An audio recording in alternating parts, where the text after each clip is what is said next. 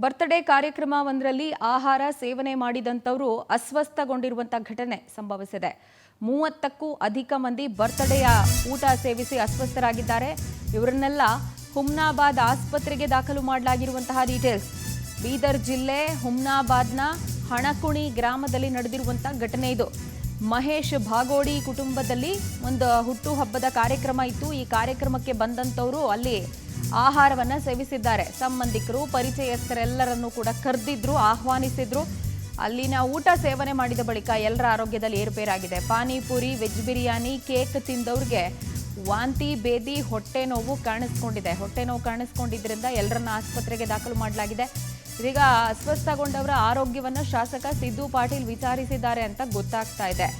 ಪಾನಿಪುರಿ, ಬಿರಿಯಾನಿ ಹಾಗೆ ಕೇಕ್ ಇದೆಲ್ಲವನ್ನ ಕೂಡ ಆ ಬರ್ತ್ಡೇ ಪಾರ್ಟಿಯಲ್ಲಿ ಎಲ್ರಿಗೂ ಸರ್ವ್ ಮಾಡಿದ್ರು. ಬಟ್ ಅದನ್ನು ತಿಂದವರೆಲ್ಲರಿಗೂ ಕೂಡ ಅಸ್ವಸ್ಥತೆ ಕಾಡ್ತಾ ಇದೆ. ಶಾಸಕರು ಆಸ್ಪತ್ರೆಗೆ ಭೇಟಿ ಕೊಟ್ಟು ಅವರನ್ನ ವಿಚಾರಿಸ್ತಿರುವಂಥದ್ದನ್ನು ಗಮನಿಸ್ತಿದ್ದೀವಿ.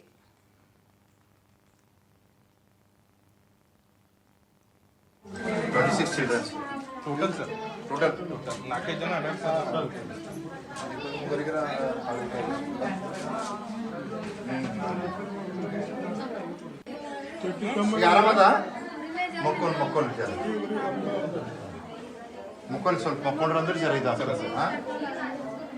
ನೀವು ಹೋಗಿರ